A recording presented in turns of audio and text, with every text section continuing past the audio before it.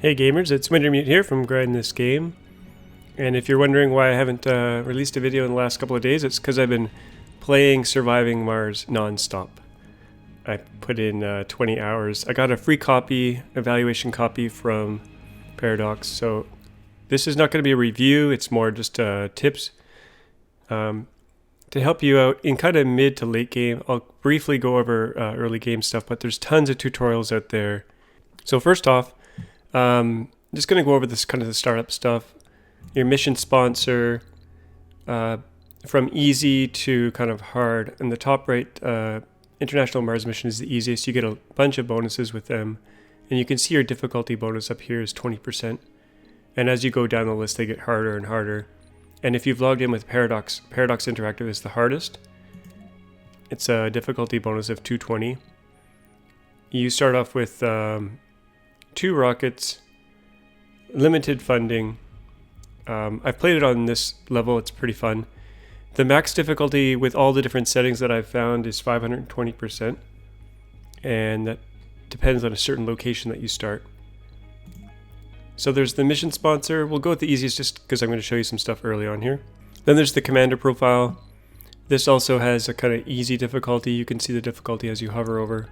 Futurist, I think, is the hardest. And the rest are kind of in between easy and hard. The company logo is cool. Lots of different selections here. My favorite is Mars U, but there's a whole bunch of stuff in there. And then the mystery is like each mystery has kind of a storyline. I played through one all the way through. This makes replayability pretty awesome because you can basically go through all these different stories. My first time I did random. So I just wanted to start off with just these settings. So you can see all the stuff you start with. This starting gear that they give you is actually pretty good. You've got prefab buildings, which means you can build them instantly. You don't need the materials for them. Stirling generator is power. Moisture vaporator basically sucks water out of the air for you. Pretty cool. Drone hub is like, your drones are what build everything. And there's some other things here that help you build more advanced parts. And then you start with 3 different types of rovers. The RC rover is basically like a mobile drone bay. Very useful. The Explorer lets you find new anomalies and stuff, which unlock research. And research is very core in this game. The Transport lets you pick up big bulk materials and move them around. And then you start with 6 drones. And your rocket can act as like a drone base as well. And has a really wide range, so it's useful to use early on. And then the base materials in the game are concrete, metals, which you can find on the map. Metals, there's surface metals you'll find all over the place, and concrete you mine. And then some more advanced materials. Polymers you can find rarely on the ground, but you generally make them or buy them from Earth. Machine parts are also advanced pieces and electronics. And now orbital probes, super useful. And I'll show you in the next step here. So you pick your landing spot. I'll just pick one here really quickly. They have different difficulties as well. If you're curious what the most difficult place is that I've found is Elysium Mons. It's somewhere on here. And that's how you get that 520%. So they have various different resources. This one looks pretty good. Threats are pretty low. So the difficulty here is 45. I'm just going to pick this so I can show you stuff. Welcome to Mars. Okay, so the first thing you want to do after you kind of read the intro is pause, spacebar, or you can control it down here. Regular speed, double, and triple. You'll start off with some probes depending on your mission people. And now one tile will be revealed. And in this tile we've got, you can zoom in, we've got, as you hover over, you can see the concrete 2757 and some metals, surface metals, and a lot of water. So this water deposit here has 10,000. Now some of them have 100,000. And these are surface metals here, which you can pick up. But if we zoom back out, you can use your probe to scan instantly these grids. The alternative is you click on them and you can slowly scan them and you can queue up a bunch. you can right click to unqueue. So I'll use my probe so I can instantly find out what's on here. So I've used 4. Now these little keys are research related, so they can, some of them can unlock breakthroughs, some of them can unlock research that you need to then spend research points on. So now that we've revealed the area, we're kind of missing metal and we're missing rare metals. Now, rare metals are one of the only ways you can make money in the game, and money is key. And we could keep scanning and we might get lucky and find some rare metals on here. But there's one option I found out you can do if you hit escape. You can hit restart map.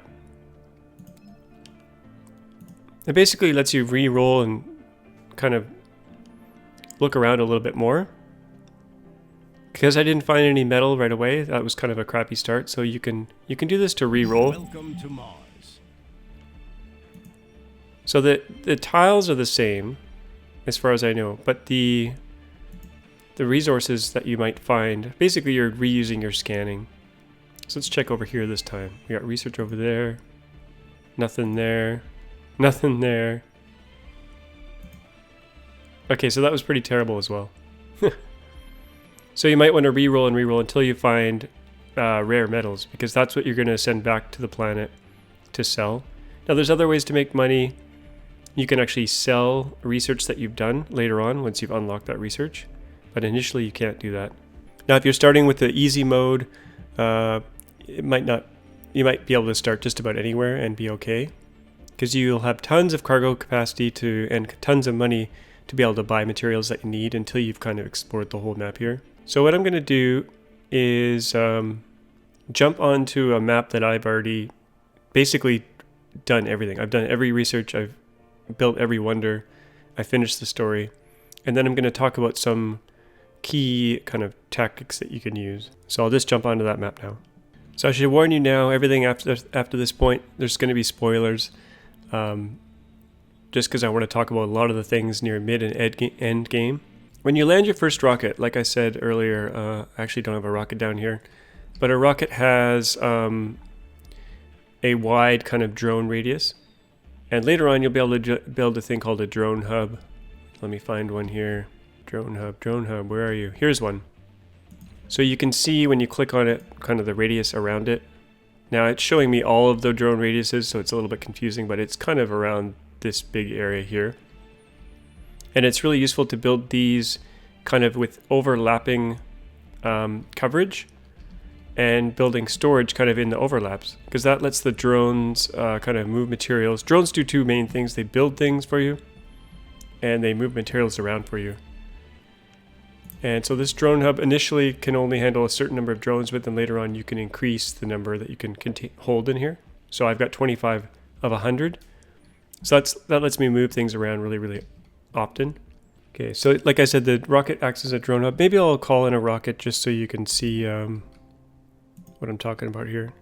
When you click your little rocket in the bottom left here, you can get a resupply. You can get a cargo rocket, a passenger rocket, or later on you get the space elevator. So I'll call in a cargo rocket. I don't really need anything, but let's buy a bunch of polymers. Maybe I'll use those up and then I'll launch it. So it takes some time. It'll show up in the bottom left here. Triple down arrow, just showing that it's coming in. And I've been kind of landing my rockets around here in this area. So once that drops, I'll show you what it does. And the other nice thing about the rocket early on is that it doesn't require maintenance. The drone hub actually does require maintenance, and it uses these electronics. So if you click anywhere on the ground, or if you hit O, it brings up this overview. It's super useful. It shows you your funding, your research. I'm in day 323, so I've been playing a long time now, many hours into this game. It shows you, if you hover over these things, it's really useful. It'll show you your power produced, your power demand, and power stored. Same with oxygen and water. And then the same for the basic resources, your metals, concrete, food, and rare metals. And then advanced resources as well. So that's super useful. The B key is the build key. which lets you build many, many different things. I said this wasn't going to be an intro tutorial, but I'm just going to kind of go over a bunch of stuff as I go through here. I can't stress enough how useful your rockets are and how much you'll be relying on them. Now, if you're playing on the easy mode, you'll be using them a lot. If you're playing on the hard mode, where maybe you only get 1 rocket or 2 rockets, you'll be using them quite a bit. And they're essentially free. They do take fuel, which you can make with the fuel refinery, these things here. And fuel refineries just use power and water, and they generate fuel for you, and this is my fuel stockade here. So, to call in a rocket is essentially free. Now, to buy new rockets is pretty expensive. I think it's 3 billion, depending on who you start with. But once it's landed, we can land one here. You don't want to land it too close to your buildings because it kicks up a bunch of dust and then they require more maintenance. So here she comes. This kind of looks like the BFR that Elon Musk and SpaceX are working on. So inside I had all those little materials, polymers, and machine parts. They're offloading those into these storage piles here. And you can kind of see the radius that the drone's coverage is. It's actually really quite large, as you can see, all the way around here. And like I said, it doesn't require maintenance, so pretty useful early on. Now, another thing about early game, even though I said this is going to be about mid-game, is kind of the energy that you build. Early on you get solar panels, and solar panels are really quite superior because they only take metal to maintain. So let's just build one here. They take metal to make and they take metal to maintain. And they only work during the day, which is kind of their downfall. But if you also build a battery, a power accumulator, which does require polymers to maintain, you can kind of get enough energy just from solar panels. Now, wind turbines are actually pretty good, but they require maintenance using machine parts. And early on, you might not have a lot of machine parts until you get your machine part kind of factory up. Or you can just buy machine parts from your, from your home planet and ship them in on a rocket if you have the money. Now, higher level difficulties, you don't start with as much money, so you can only buy so much before you gotta kickstart your own income. But like I said, machine parts to maintain the wind turbines, but they work during the day or night. And if you build them higher up, if you build them on a mountain like up here, you'll see you'll get way more power out of them. Elevation boost is 80%. So this is giving me 9 power instead of down here was 5.9, I think.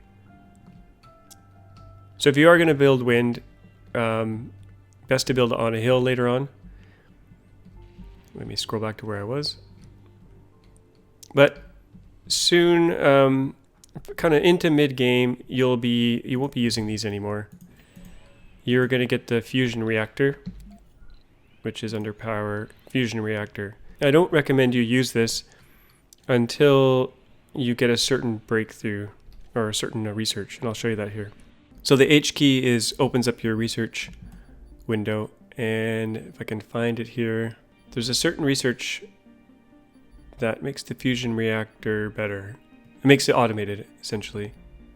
There's 2 upgrades for the fusion plant. There's one that reduces the number of workers you need, and then there's one that makes it so you don't need workers at all. There is an upgrade somewhere, a research that lets you kind of run it without people. Your people are pretty valuable resources in the beginning, so you want to have them doing other things other than generating power. So until you get either the reduction in staff needed or you get the automation, I would suggest you don't build the fusion reactor. So if we look at it, in the top right here, we have 2 different upgrades that we can do. One's eternal fusion, and that's what I have turned on, so it requires no workers. And then the other one is reduces the number of workers, so there's no point doing that once you have this eternal fusion. And this thing pumps out 300 power, which is pretty awesome. And I got a couple of them on my map. And then there's an upgraded version of the battery, which you get later on the atomic accumulator, which charges slowly but holds a bunch of power. So super useful. You can click on buildings to upgrade them if you have the research. It's easy to miss. It took me like watching a few videos actually just noticed that this thing was even here. So I've clicked on an apartment building here. In the top right, you've got this home collective, which is one of the upgrades research that I've done. And this one gives it more comfort. So if you click on it, it'll spend some materials, 5 polymer, and it'll upgrade it. And it doesn't increase the maintenance of the building, just a one-time cost of polymers, and then you get that bonus. And there's other buildings that you can upgrade like that. Let's just see what else we got here. These moisture vaporators, they basically grab moisture out of the air and create water for you. And their base production is 1, but if you do this little upgrade here, you get 1.5 water. Now these are essentially infinite water, because you can get infinite power from solar and other means. These are infinite water. Now on the map there are water deposits, like I've got one up here. This one started off with 100,000, which is really high. Here's a more normal one, 12,000. And you have to get to them, and then you actually have to use a water extractor. So they're good, but they're finite, whereas those water vaporators, it's like infinite water. One other thing you might want to do is build redundant cables and redundant pipes, because if you get hit by meteors, it could cut off the supply of either oxygen, water, or power to your domes. So often I'll build like multiple paths to the dome, and it's also a good practice to build your oxygen storage, oxygen tank. It's useful to build these right by the dome. And then if you're playing on a harder map that gets cold waves a lot, you might want to build this device that heats up the ground. Where is it here? You need research to unlock it, but it's fairly early on. Here it is, subsurface heater.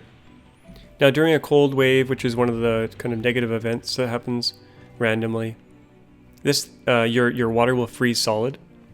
So you want to build your water tanks next to one of those heaters, and that'll keep it kind of liquefied.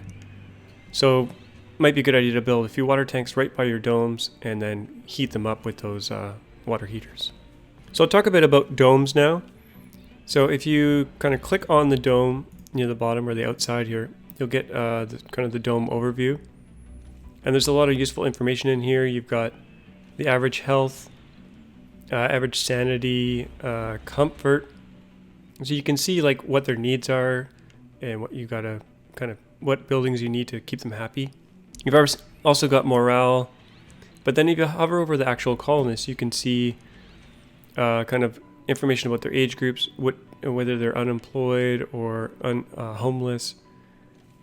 There's quite a bit of detail in here. You can also filter what people you want in your dome. So you can say, you know, I prefer botanists or I prefer scientists or whichever. Very useful. So I have a few domes that specialize in research, like this one. So I've got these science institutes, which are an upgraded version of the research facility. And I've got a spire building, which is a center building here, which boosts overall research. So in my filter here, I have specialization. I want scientists. I prefer scientists. Because if you look at a research building, you can see best workers, scientists. And then if you kind of hover over each one here, you can see, actually don't have many scientists in here, but we should. A lot of them are oh, here's one, scientist. So we're getting a boost. Work performance is 180 because they're a scientist, whereas other ones might not be as high. Now, one super useful building that you'll want eventually is the Martian University. And what this does is it basically takes untrained people and retrains them or trains them in the specifications that the whole, basically the whole planet needs across all your domes. So it knows that I need 21 botanists, so it's basically automatically training people and popping out graduates. So you can, if you hover over lifetime graduates, you can see I've trained 135 engineers, 128 scientists, etc. Now the other thing about domes is you want to, in order to keep their comfort up, you want to build kind of an array of buildings. So I usually build a space bar because it gives you relaxation, drinking, and social. I'll often also build a casino. I don't have one in here, but... And then this open air gym is for exercise and social. So if you do go to the build menu and then go into your kind of dome buildings, right in the very right hand side here are all these kind of relaxation ones. And you'll have like this stone garden, for instance, does relaxation, exercise, and playing. They all pretty much do that. Some are larger than others. Oh, the lamp doesn't do anything for relaxation, exercise, and playing. But the statue's a tiny one-tile one that will give you relaxation, exercising, and playing. You'll also want food. And the early on food is through hydroponics, which is under this little water-looking thing, life support. So your early thing will be hydroponic farm. You might get the fungal farm later, but both are inferior to the regular farm, which you unlock pretty early. Now, I think the research is slightly random, but I've played through the game a few times now, and it seems to be like you'll get farms pretty early on. So there's some bias there. And farms have a lot of control as well. So when you first start a farm, you'll have soil quality of 50% by default. But then there's certain crops you can make to boost the soil quality. So I often will plant cover crops early on because they increase the soil quality by 40%. And then once I get up to 100%, you can rotate through things like quinoa, has no effect on the soil. Potatoes degrade the soil, but then I have fruit trees that increase the soil. So because I'm going through these, kind of rotating through these crops, my soil quality stays 100% once I get it there, and I'm getting a good food output here. There's probably ways to even maximize this even more, but there's also an upgrade that you can get through research up in the top right. You can see it. The automation reduces the number of staff by 2. Now you can only have one work shift on at a time. As you can see, if I move it down, the other one just disappears. Some buildings allow multiple shifts. University here, I've got 3 shifts on, even though I don't have enough workers. One thing I should mention about food, when you start up a new dome, it's very useful to place food storage. So under the build menu, storage, either a universal depot, which holds everything, or food depot. And I like to place these, at least one of them, just outside the dome. I found if I don't do that, a lot of food doesn't get into the dome until the crops get up and running.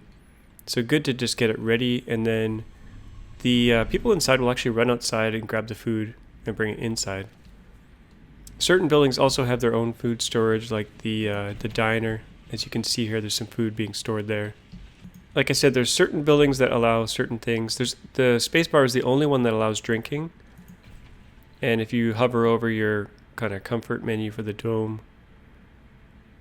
you'll often see some people require drinking to keep them happy. So that's the only building that allows drinking so far.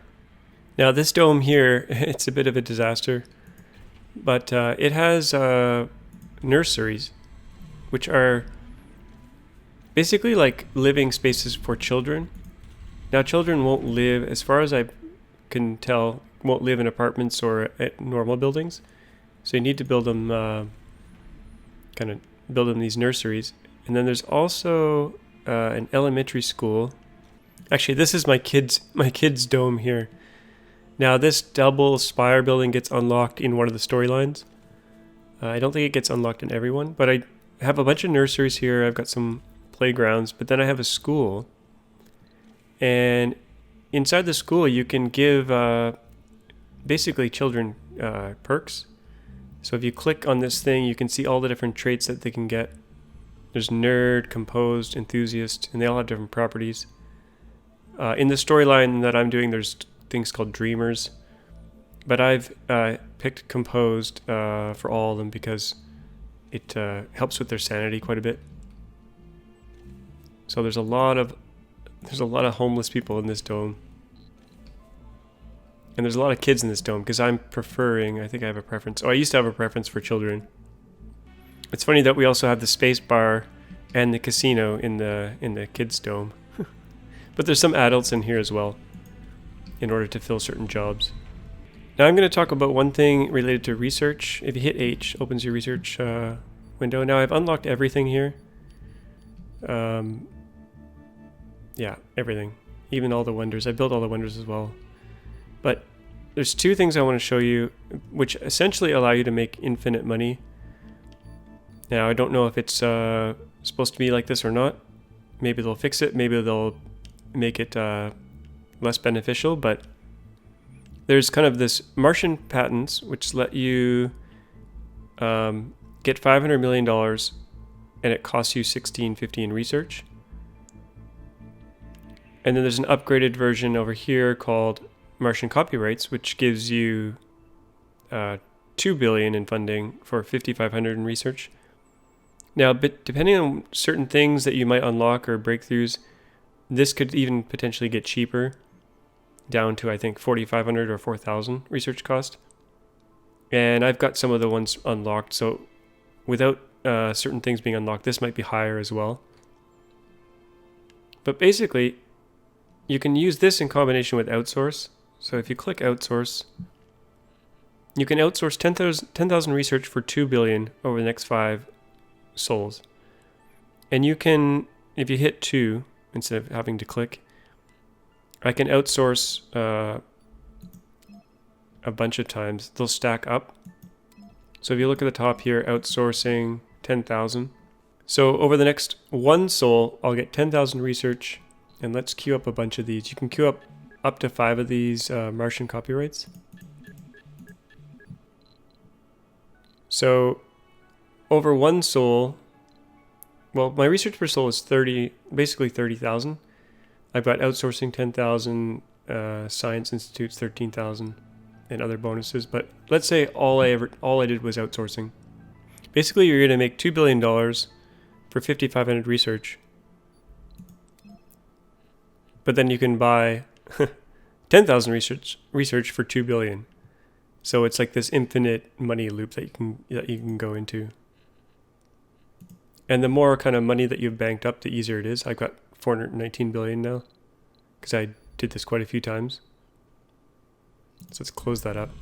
So as that research gets done over time, this money will just start pouring in.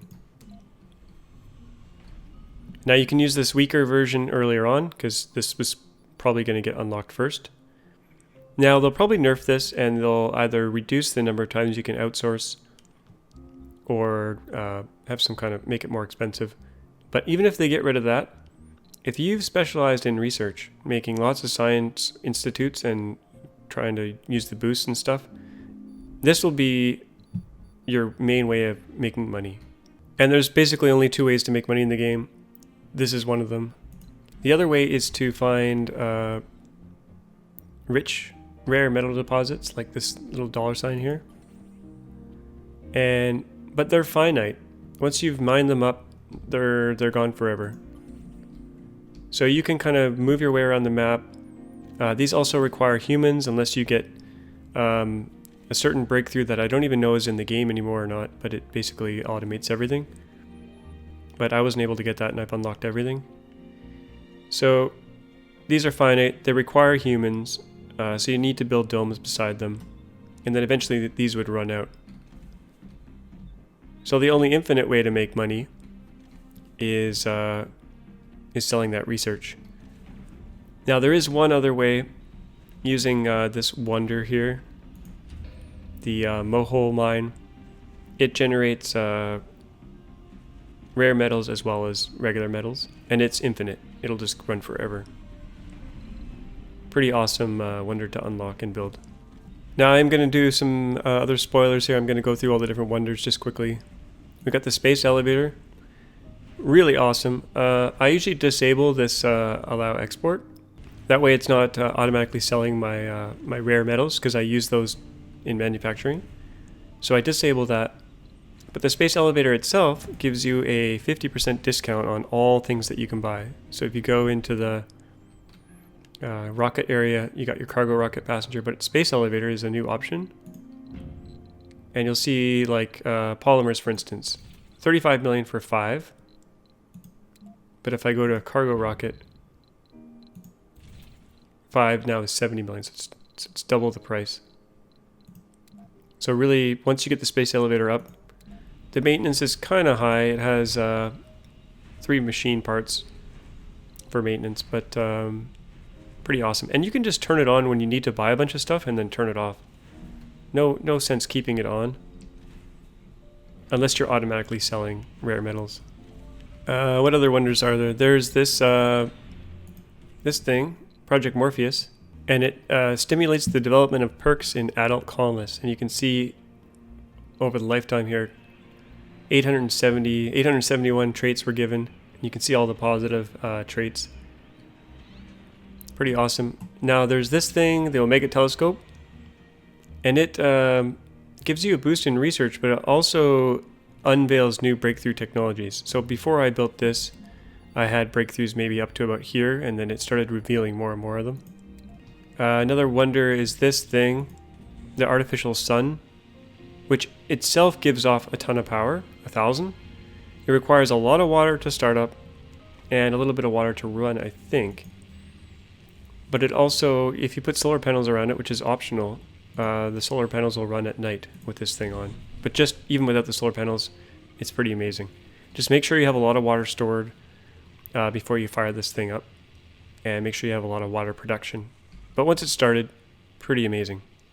Now there's one other wonder over here. This thing, the Excavator, and it's basically an infinite source of concrete, makes 50 concrete. And I have ran out of storage space. Look at all the storage space here. I will build some more.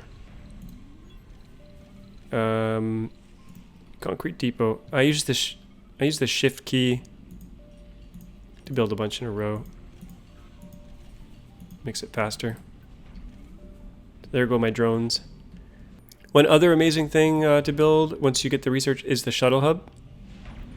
And they start off with a smaller max, and you can actually build more shuttles until you get to the 10 out of 10. Now these things can reach anywhere on the map. So I had a little deposit over here earlier, and I sent some RC drones to kind of mine stuff and put it on these pallets. And then once they were on the pallets, the flying drones can come in and grab them and bring them back to the base, essentially. I didn't mention sensor towers. Also super useful to build these. They don't require any power, and you can use kind of a transport rover in combination with an RC rover to get to new corners of the map and plant these things down. Basically build the materials that you need, bring the materials that you need, and then build one. And what that does is it makes the research or the exploration of the map much faster. But I've already revealed the whole map, so. Now at some point, kind of mid-game, oh, got starving colonists. Haven't been paying attention. Now, yeah, all my guys are starving in here. I didn't have enough food production for the number of houses I had. So I'm calling in a rocket with food. Now our research is done, so if I go back to the research screen, you can see my money has gone up. Now I'm 329. So I queue up 5 more of these. Outsource a few times. So research will be 34,000 in the next soul. That's probably overkill, actually. So I'll clear through all that research. I'll get a bunch of money. One other useful tip is that you can build, once you've found a deposit, let's say whatchamacallit here, a rare metal deposit, you can build multiple extractors around it. You're not limited to just one. So rare metals extractor, you can build, you could build 5 or 6, or you could build a bunch of them, and it's going to increase the speed at which you bring it out. The food has arrived. They will be so happy. Here come all the hungry people. Getting some food. So now that I have some fresh crops here, I'll probably do cover crops until the soil gets to 100. And then switch over to better food. So starving colonists are going down. That's good. I just didn't have enough food for all this population in this huge dome here. Now if you want more drones, you're going to have to build a drone assembler. I've got one here, and it requires people. and you just click up in the top right here to construct a drone prefab, which will use electronics. So I'll build a bunch there, and then once you have the prefabs, you can click on the drone hub to actually deploy them. So I have 46 that I haven't deployed yet. I'll stick a bunch in there. And the more drones you have, the more, you know, the faster things are going to move around. The faster they'll build things. Later on you unlock tech that builds things automatically, but that comes pretty much later in the game. Oh, I forgot one of the wonders. It's the Geoscape Dome, which is this one here. Now it has a ton of comfort. So it's really, really good building. I happen to make this another research center. So I've got this network node in the center, which boosts all research done in the dome. And then I've got 3 science institutes here. And I've got no active research, so I should probably... Once you've unlocked all the research, the only thing to really do is this copyright stuff.